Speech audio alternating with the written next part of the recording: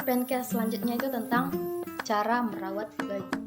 Jadi kita sebagai bidan, karena kita kan bergantung pada ibu dan anak, jadi kita harus lebih banyak mengetahui atau lebih banyak pengetahuannya tentang cara perawatan bayi baru lahir, dan kita akan memberi penjelasannya itu kepada si ibu tersebut atau ibu dari si bayi tersebut.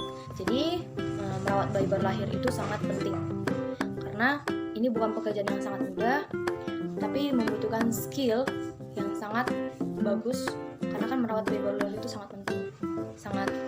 Memang harus banyak ilmu yang harus ibu Nifas pelajari cara merawat bayinya. Perawatan bayi baru lahir yang pertama itu ada perawatan bayi baru lahir tentang tali pusatnya. Jadi tali pusat menjadi urutan pertama dalam daftar cara merawat bayi. Jadi ibu tuh memang harus mengerti cara merawat tali pusat, karena banyak ibu yang baru bingung, banyak ibu yang menjadi ibu yang baru menjadi ibu bingung cara perawatan tali pusat itu bagaimana. Jadi perawatan tali pusat itu memang harus hati-hati, karena tali pusat ini mudah terkena infeksi. Jadi tali pusat terkena saat ada bayi dimandikan, itu harus kita keringkan, jangan sampai basah atau pelembab, itu memang harus betul-betul kering. Karena pelepasan tali pusat ini dalam jangka waktu 1-2 minggu. Tapi bisa juga cepat lepasnya si tali pusat ini. Kemudian perawatan yang keduanya itu yaitu melakukan perawatan di bagian mata bayi. Jadi untuk membersihkan kotoran yang ada di mata bayi itu tidak gampang untuk membersihkannya. Harus ada teknik yang harus kita lakukan dan harus memang membutuhkan langkah-langkah yang steril juga. Jadi membersihkan mata bayi itu memang harus menggunakan kapas yang steril, yang dibasahi pakai air hangat ya, jangan panas. Kemudian menggunakan kapas itu setiap 1 kali usapan. Dari usapannya itu dari dalam keluar. Jadi dari dalam keluar begini diusap sekali, kemudian sampai bersih. Terus yang kemudian ada perawatan kulit. Jadi bayi itu akan lebih sensitif kulitnya pada saat masih kecil ya, karena apalagi kalau bayi itu dimandikan sehari sekali memang harus dimandikan, tetapi dia belum tahan dengan air dingin. Jadi bayi itu biasanya akan dimandikan menggunakan air hangat. Kalaupun tidak dilakukan secara berendam di ember tempat perendaman anak bayi, ibu nifas itu memang harus melakukan pemandian bayi itu atau membersihkan kulitnya itu menggunakan waslap yang bersih. Jadi waslapnya itu akan dilakukan di bagian kulitnya. Dan jangan juga lupa diberi sabun pada waslap untuk membersihkan bagian tubuh. Sabun baby, jangan sabun dewasa, karena itu belum bisa ke kulit bayi. Kemudian ada juga bagian kulit kepala. Jadi di bagian kulit kepala bayi ini akan sering muncul yang namanya kerak kulit atau cradle crab. Cradle crab ini maksudnya kerak yang ada di kepala bayi. Ini disebabkan karena bisa terkena debu, keringat, dan polusi udara juga. Jadi untuk menghilangkan atau membersihkan kerak di bagian kulit kepala si bayi itu bisa menggunakan baby oil. Caranya, diamkan baby oil di atas kerak kulit kira-kira sekitar 10-15 menit, lalu dibersihkan menggunakan kapas atau cotton bud secara lembut. Karena kan bagian kepala bayi itu kan masih lembek, jadi belum bisa terlalu keras ditekan, jadi harus lembut cara pembersihan kulit keraknya tadi. Kemudian itu kebersihan rambut si bayi. Jadi bayi itu juga udah memiliki rambut ketika sudah lahir ya. Ada juga sih bayi yang tidak memiliki rambut pas dia baru lahir. Tapi jika bayi yang sudah memiliki rambut, itu akan dibersihkan menggunakan sampo khusus bayi. Jangan pakai sampo dewasa, itu tidak betul. Tetapi khusus sampo bayi itu dilakukan 2 kali seminggu. Basahi rambutnya dengan semprotan halus atau basuh dengan tangan. Jadi pas dikasih sampo di kepalanya, kemudian dibasuh pelan lembut. Setelah itu udah berbusa, disiram. Jangan terlalu lama karena bayi akan kedinginan kalau dimandikan terlalu lama.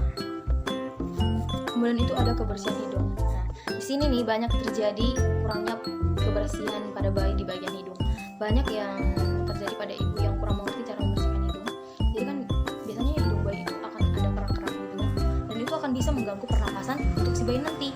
Dan bisa juga karena terjadinya pilek, bayi tersebut akan susah menjadi bernapas. Jadi cara untuk membersihkannya itu ya harus disedot keluar dengan cara aspirator hidung bayi yang bersih.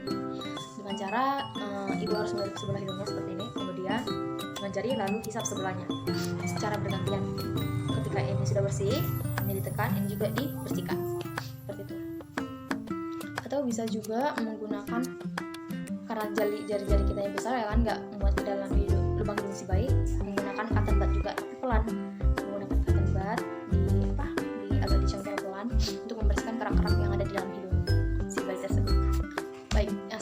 kebersihan telinga. Jadi kebersihan telinga ini memang harus melakukan perawatan, harus merawat dengan baik dan benar. Kalau enggak akan bisa mengakibatkan terjadi luka. Jadi banyak ibu yang menjadi ibu bingung cara merawat bayi berlari untuk bagian telinganya. Karena bagian dalam telinga itu juga tidak boleh dibersihkan. Ibu tersebut bisa membersihkan bagian telinganya itu ketika sudah mencapai hampir keluar dari sini, itu baru bisa dibersihkan. Tapi kalau memang masih di dalam, kalau kita senter ya kan menggunakan lampu itu atau pen light, kalau masih agak dalam itu tidak bisa kita bersihkan. Tapi kalau sudah mulai keluar sampai berdekatan dengan daun telinga ini, itu baru kita bisa bersihkan. Kalau di sini kan bisa juga dibersihkan pakai kain basah gitu, kainnya dibasahi kemudian dibersihkan di bagian daun telinganya. Jangan membersihkan telinga itu pada bagian dalamnya, itu tidak diperbolehkan, tapi bagian sininya saja dulu. Kalau sudah mencapai sini baru dibersihkan. Kemudian kita masuk ke bagian mulut, kebersihan mulut. Di mulut bayi nggak terlalu banyak perawatan ya, karena pun kalau terjadi ada lilin itu berwarna putih karena endapan susu formula, bisa dibersihkan dengan kasa steril yang dibasahi dengan air matang. Dengan kain juga bisa, nggak harus dengan kasa steril. Dengan kain bersih, yang penting bersih, kemudian dibasahi dengan air matang, kemudian dibersihkan bagian lidahnya yang ada putih-putih tersebut.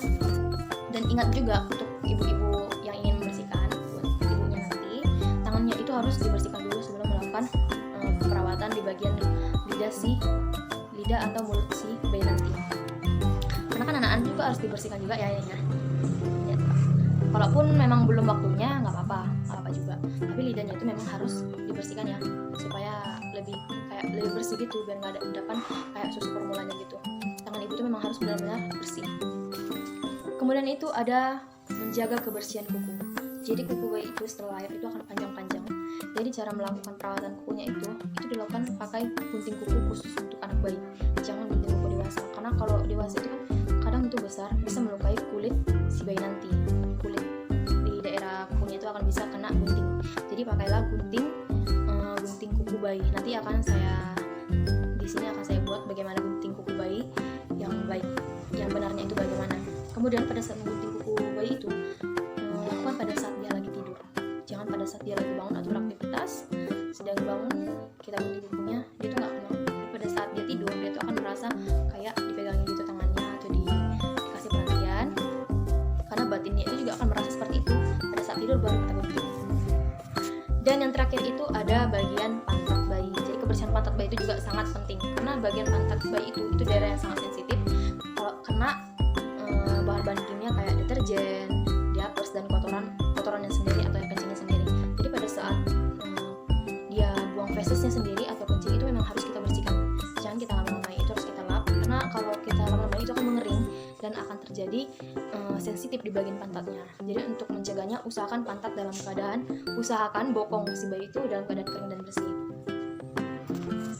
Kemudian merawat bayi itu juga dengan cara berjemur ya, berjemur di matahari pagi yang baik untuk kesehatan si bayinya juga, dan untuk kulitnya juga supaya sehat. Ada kebersihan pakaiannya. Jadi ibu itu memang harus memastikan pakaian bayi itu bersih, tidak ada kotoran-kotoran lainnya, memang harus bersih. Kemudian tempat tidur si bayi juga harus bersih untuk menghindari terjadinya iritasi pada kulit si bayi nanti. Baik, untuk pencast kebersihan bayi di rumah sudah selesai. Kita lanjut ke pencast selanjutnya.